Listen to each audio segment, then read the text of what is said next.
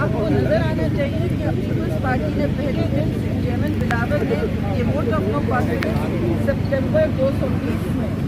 جب میریٹ میں P D M کی تشکیل کی گئی وہ ہم اس کے میزبان ہم نے بیانیے میں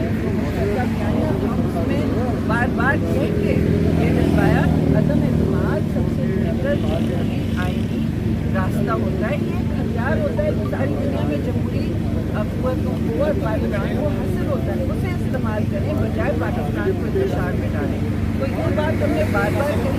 ہم اس طرح سے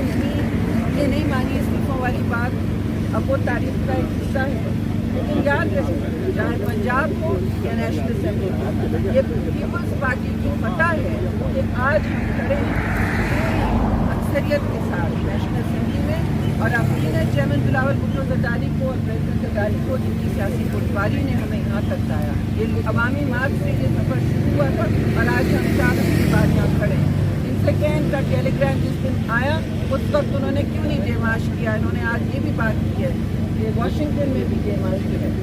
بڑے احترام اور عزت سے رسپیکٹ میں خارجہ وزیر سے کہنا چاہتی ہوں، آپ اپنے ملک میں ڈیمارش کر سکتی ہیں، دوسرے ملک کے امبیسڈر کو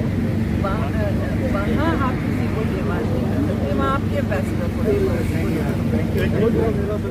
یوٹیوب پر گوگلی ٹی وی دیکھنے کے لیے youtube.com کی سرچ بار میں گوگلی ٹی وی ٹائپ کریں۔ گوگلی ٹی وی کے پیج پر سرخ رنگ کے سبسکرپشن والے بٹن پر کلک کرنا نہ بھولیے۔ یوٹیوب پر اپلوڈ ہونے والی ویڈیو سے باخبر رہنے کے لیے بیل آئیکن پر کلک کیجیے۔ آپ کو ہر نئی آنے والی ویڈیو کے بارے میں نوٹیفیکیشن موصول ہو جائے گا۔